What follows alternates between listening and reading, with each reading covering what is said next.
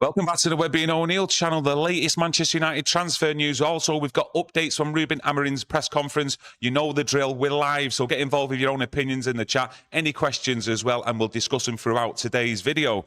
First of all, let's start on some transfer news. Baleba is the man of the moment. Is all the chat amongst Manchester United fans right now? Is the chat. We know they've been talking the clubs, but there's no bid. I think there's 2 weeks to go. They're looking at options. Will it be done? Mammoth offer has to be put in. That's all the reports out there. And I'm virtually telling you, it's got to be a record bid. Will it happen? If the option's there and United can do it, I just look at it and say to myself, is that open credit facility they've got open enough to make a record bid? 2 weeks to go. I think we're all going to have to sit on our hands and hope that United can do it. And if the option's there, as Ruben Amorim says, we'll have it. Let's hope they put a bit of an extension on that already. 300 million, credit facility to try and push for that deal for Baleba. Let us know what you think on it. I did come across some news earlier on. I don't know how concrete this news is, and the journalist who's saying this, what's on screen, Graham Bailey. But as you can see, United are preparing to test Brighton's resolve with a record-breaking offer for Baleba. I don't think it's testing anyone's resolve. I think if you walk in there and give a record-breaking offer for someone who's only been there a couple of years and only cost you about 23 million, it's not breaking anyone's resolve. You just snatch it because you just never know. You look at him now, Baleba. He could start this weekend. He's missed the last 4 pre-season games, and you just never know. Would they start him? The Brighton manager has said he's fit, he's raring to go, he's happy there at Brighton, and he could play this weekend. For me, you'll see if United are going to get him and if Brighton's resolve can be tested, because they won't put him in. They will not risk playing him and getting an injury, because if he gets injured, that's it. It's off the table. Yeah, good point that, actually, to keep an eye on. If he does play, if he doesn't play, etc. Baleba for Brighton. But as you can see on screen, he was asked, the Brighton manager, Højlund, on his future. And as you can see, he's very, very, very confident he will be a Brighton player. Is this just a little bit of public posturing, as you do get from managers when players are discussed on moving? I think when it's wrote down, it just looks as though it's very unlikely. But when you actually see him say the words, he was smiling and laughing. He knows there's pressure there. It's just whether United can come in with the offer, what Brighton want. And at this moment in time, I'm not sure. It's all talk from everywhere about a record-breaking deal. And can United do it? Well, they've got a fortnight to do it. I know one thing for sure is it's not up to him whether Baleba stays or goes. That's going to be down to the top lads. And the chairman, is it Tony Bloom over at Brighton? They'll be the ones making the decisions. And let's have it right. If they put an offer in Manchester United and they like the offer, it'll be accepted, and it's as simple as that. Well, the one thing you have to look at is they've not turned round the chairman or anyone in a suit. At Brighton, anyone in a suit, that's how I call it, has turned around and say, we're not selling him.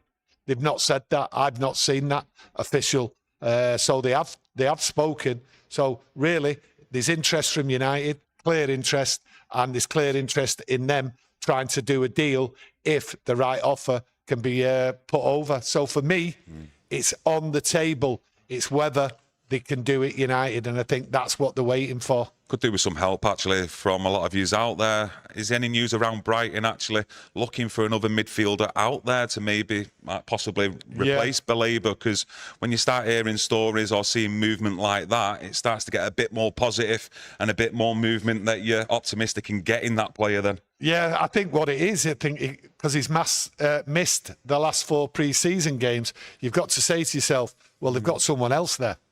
You have to say they've got someone else in there. And the way Brighton have produced these young players and just plucked them up from just out of thin air, to be honest with you, you've got to say to yourself, they might just be confident going into the season with the player, what they've been using, or the system. So for me, I just look at the Brighton manager. When he was talking, he was laughing, smiling.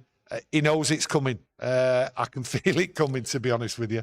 Yeah, Fred Cranham says Brighton are a shrewd club. Yes. And they know what they're doing in the transfer market. I definitely agree with that, mate. Yeah. Alan Bircham, I think it is. Hopefully I've got that right, mate. Great show, lads. Love your comments, but we need a keeper. Do you trust our current number one?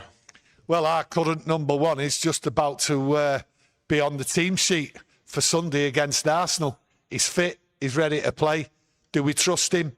Look, he's a goalkeeper. He's had his faults. And what you've got to do on Sunday is get behind him. Simple as that. Yeah, going on to some other transfer news. Jadon Sancho. And this come out yesterday. I've looked all around, all the actual credible sources. There's no updates apart from this as it is today. Roma make a £20 million bid for Sancho. Tricky deal to do with no indication yet from Sancho's intentions. And like I say, there's no further updates as of right now. Well, I'm absolutely shocked that a £20 million bid has reportedly, now I say that, reportedly gone into Manchester United. 20 million without even speaking to the player to see if he wants to go over there. That is what I see all the time. The player has the conversation first, contract gets sorted out, and then the club goes in and puts a bid. This is just the other way round, and it goes against everything we've been listening to and what we know how transfers are done. The player's always tapped up. The player decides, yes, I'll come there. Here's what I want. Get it sorted. And then the club goes and talks to the other club. This hasn't happened here. So for me, a £20 million report, that's what it is. Because if you look at Sancho, you know, interest has been shown in him. Besiktas, Dortmund, he's not pursued that. And then when you look at that, he wasn't interested in playing football at Chelsea. They paid $5 million to get him back. Anything to do with Jadon Sancho, you have to take with a pinch of salt. You might want to stay. Keep on the current wages at Manchester United, and then when he is a free agent and he can discuss with any clubs that he wants to, he's then got a choice of clubs to go and could possibly actually get more wages as well. Well, this is the big problem, isn't it, at Manchester United at the moment, and that's why we've not seen players moved out, and it's the big wages. It's holding up transfers, and that is it, 100% in a nutshell. It's the big wages, and Jadon Sancho just shows you what it's all about. Big wages, interested in money. He's not interested. He couldn't care less what you or I think about him. He's just interested in the money. He's got no...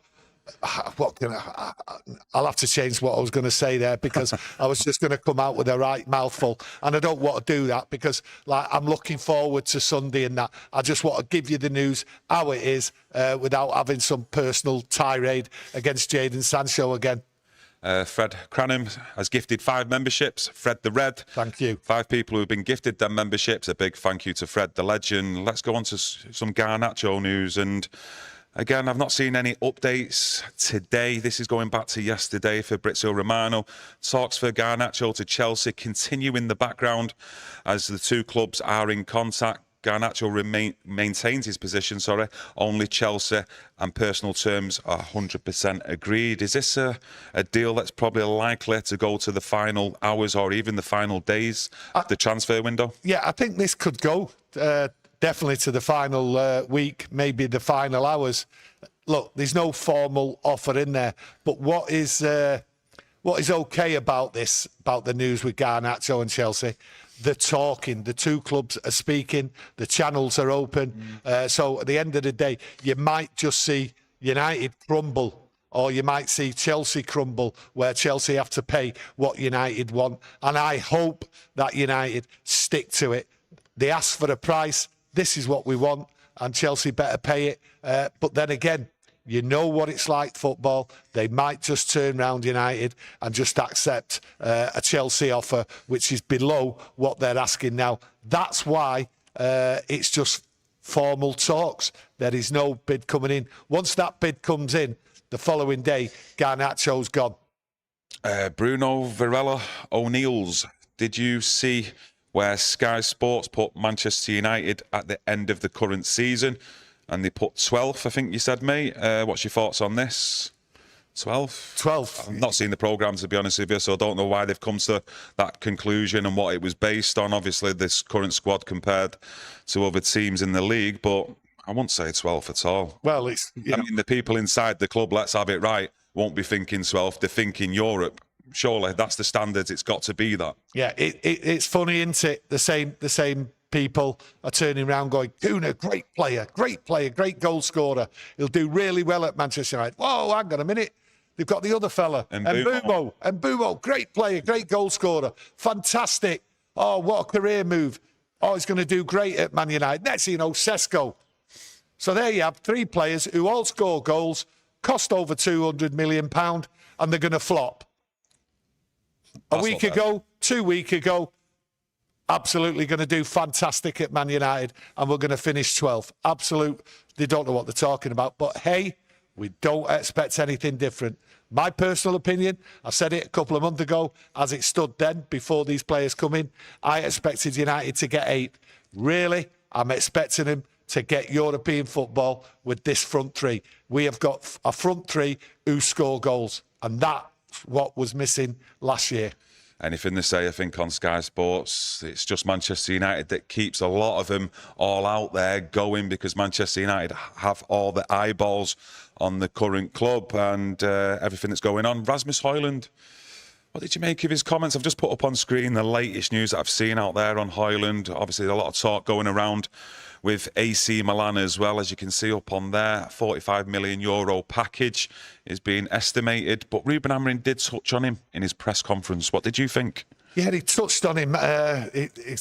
Listen, Højlund has to go, because it's just not in Ruben Amorim's plans at all. I just look at it.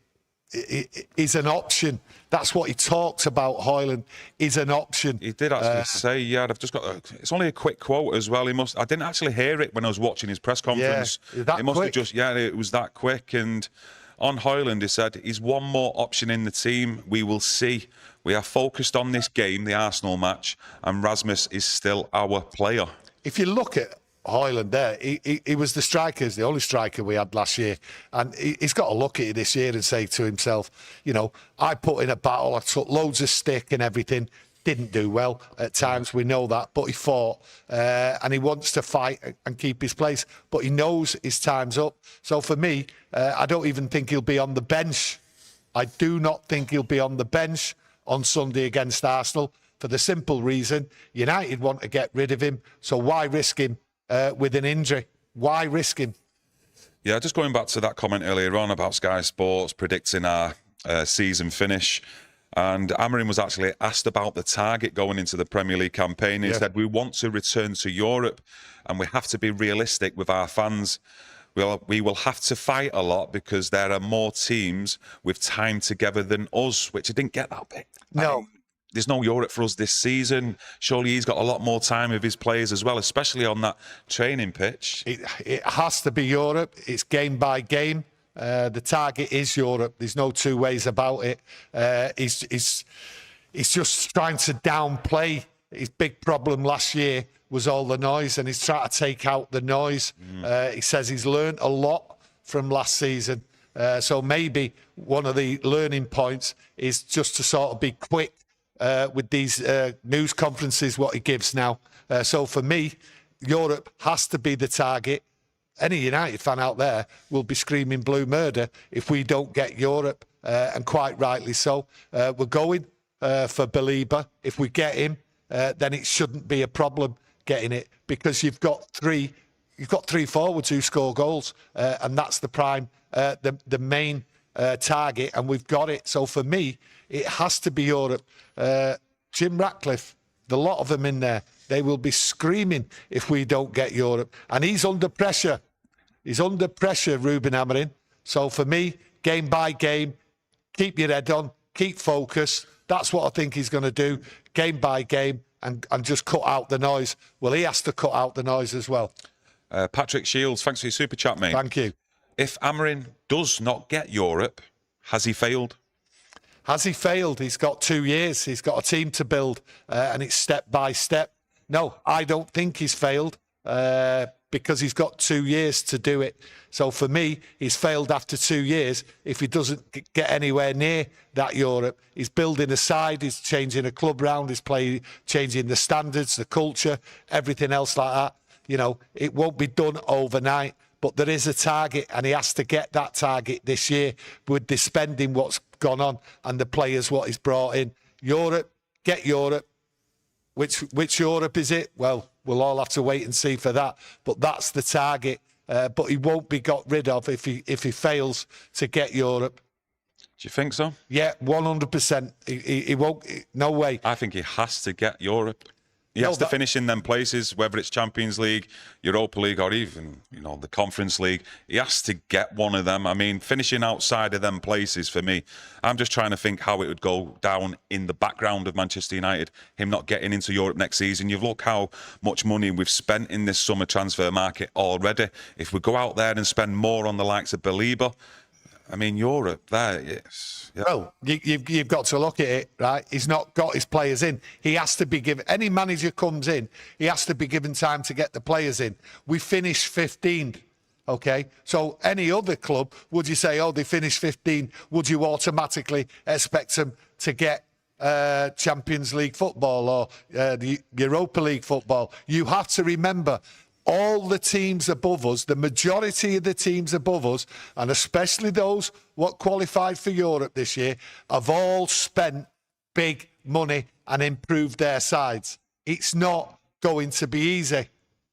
Now, what will be interesting if we don't get Europe is the end of season review in how Ruben Amorim explains to the men in suits what he needs for the following season and what went wrong. So, you have to take into account other teams have improved, and I mean massively improved, and they were already good sides. Let's get it right. They were way higher in talent and effort above Man United, and now they've improved. I just think it's difficult. Look, it's difficult. I know what you're saying, but I think the three players that we've brought in this summer, Sesko, Cunha and Mbumo, they're a massive improvement in terms of the goal output that we're actually going to get this season, or we should be getting. And Man United should be up there in the European places, for me, without a doubt. And if they don't, something seriously throughout the season has gone wrong. Fingers crossed we don't get any injury crisis or anything like that. No one's doubting if we don't get Europe, Kieran. No United fan out there, me and you, are not doubting something serious will have gone wrong if we don't get Europe. The target is Europe. We're demanding Europe. They've spent the money. They've got the players. Okay? I expect Europe now. I expect Europe now with these players what are brought in. So there's no, excuses unless something seriously goes wrong. So let's see. We've got the target. The fans are always demanding. We always demand. We want more. We want Belieber. We want a centre-half. We want a new goalkeeper. We want another right wing back or someone. We always want something. But what we do demand is we get Europe. That's the expectations. Let's see where it goes. Yeah. Just going to go into the chat. Marcus Stevenson from our members club says we've brought in players who start in their positions. We don't normally do that. Greca says a culture reset, a new strike force up top, and Europe is a minimum. I agree with you, mate. It's the minimum. Yeah. We've got players here, and what tended to happen last year with players, and quite a few of them, and it affected the form. They were played out of position, which absolutely baffled me. You're trying to get a settled side, a strong side, and you're playing people out of position when there's people on the bench who actually play that position. So that was all baffling. You can't have that this year. But you have to remember, there's still other players we've got to get out, like Anthony. We've also got to sort of look at the game and sort of say, is that a strong back? Is that a strong wing-back positions? Is it going to work? I've always said, I know everyone goes on about a goalkeeper, right? But I've always said we should have had a centre-half in, a solid, big, strapping lad, good footballer in, and we haven't. So where it goes wrong, they've all, shall I say, had their injury problems, and that's what I fear, where it may go wrong. Yeah, I was just trying to look for the actual quotes, what I put down on what he said about Mason Mount. That was it. He was asked about the two in midfield, and on Mason Mount, he actually said, maybe Mason Mount is a player who can play in that position, the two in midfield, if we want something different. But we have players to cope and win games in the Premier League. No, I want to thought Mason Mount in that two in midfield. I always look for a word or if or something like that. And he maybe Mason Mount, maybe. And I said a couple of months ago, I think after the season finished, to be honest with you, I said Mason Mount's got big problems here at Manchester United. Not just his injury, not just getting fit, and he looks fit. He looks as though he seems to have got over it. Is where does he fit in this side? So for me, when he says maybe Mason Mount could fit in, well, that's not a good sign going forward for someone who cost us £65 million, who's hardly played first-team football.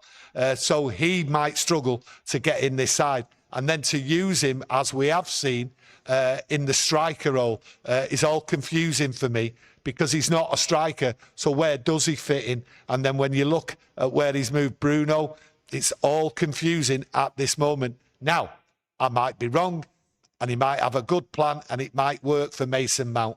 So I just hope, I do fear for him. Fire Knight's just joining us, and he said, "Afternoon, ladies and gents." Lincoln Johnson says, top 6 at best this season, top 4, and we've overachieved. Neil says, anyone ever won the EPL playing with wing-backs? Question mark. I think he's questioning Ruben Amorim's system there. Ross Hugh from our members club is letting everyone know he's in there. Obviously having a little bit of a chat with Marcus as well. And yeah, a lot of people just mentioning about the European places, to be honest with you. There was a little bit as well that I've seen from Ruben Amorim about the potential midfield signings, and he was obviously asked about that. I'm really happy with our players. They are working really well, and we have players in them positions. So we are prepared to win any game with our players. I mean, bit of a bog standard, straight up answer, what you'd expect really when asked about potential transfers. But, you know, the bit about we have players in them positions, we might have Ruben, but are they good enough? That's the point, isn't it?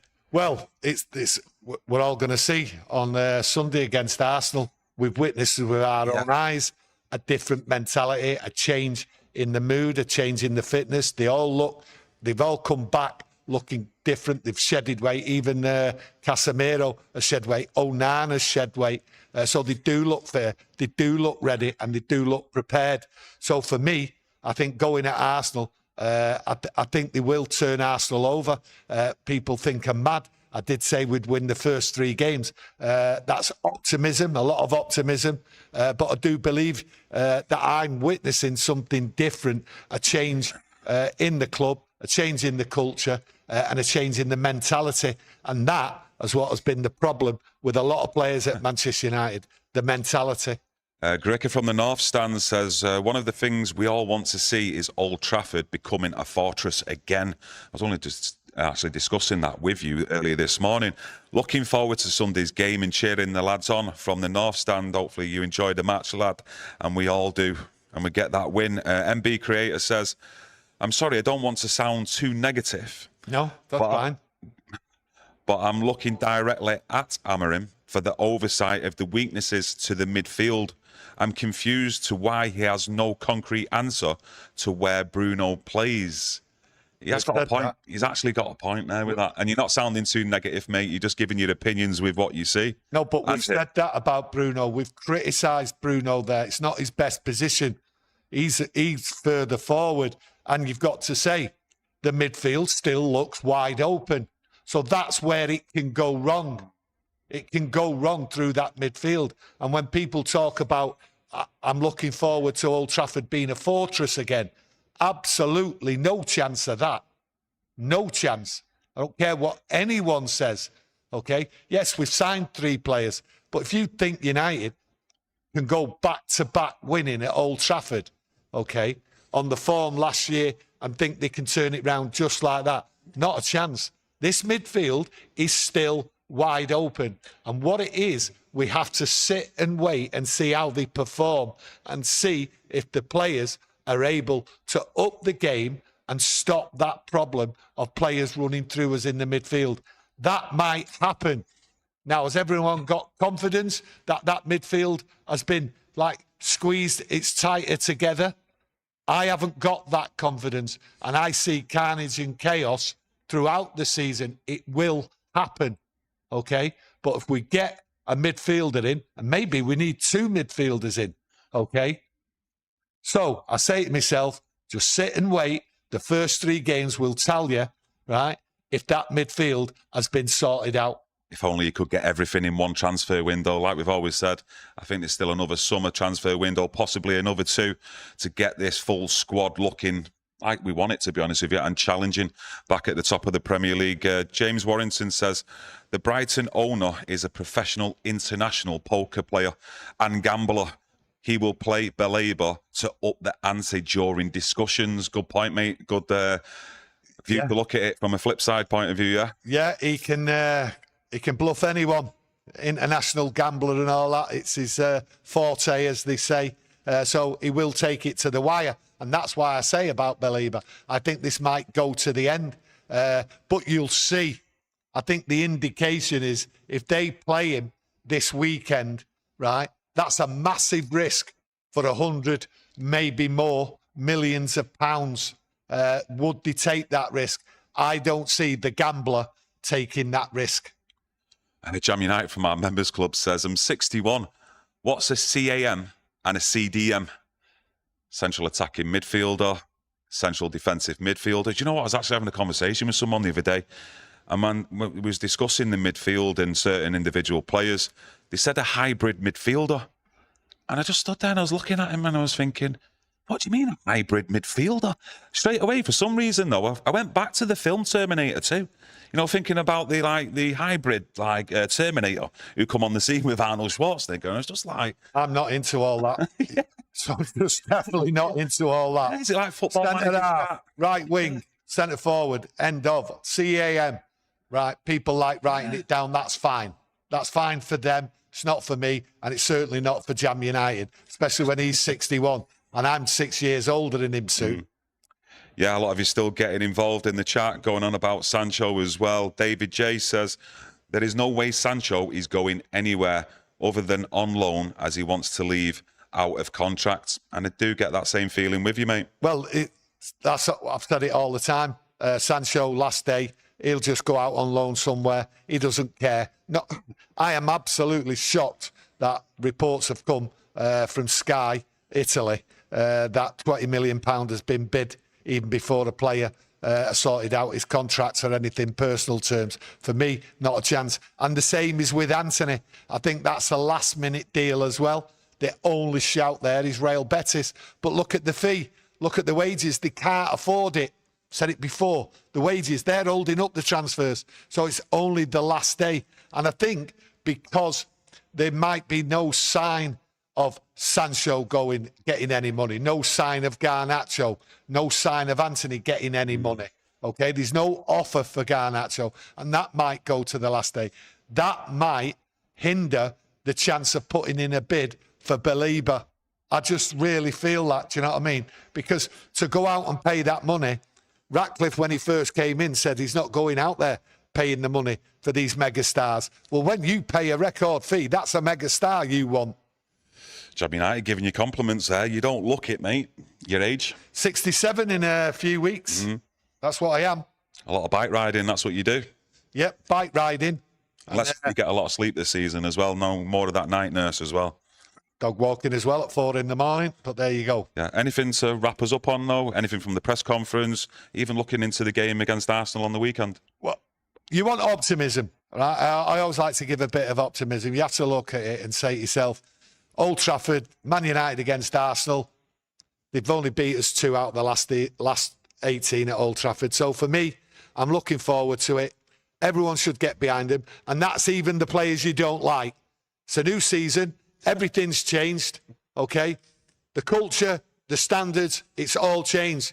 So let's all get behind them, whether we like a certain player or not, because they're wearing the red shirt. And when they step out on the pitch, you have to back them, right? All the way. Ruben Amorim, first season, it's not going to go 100% for him. It never does for anybody. So just stick in there.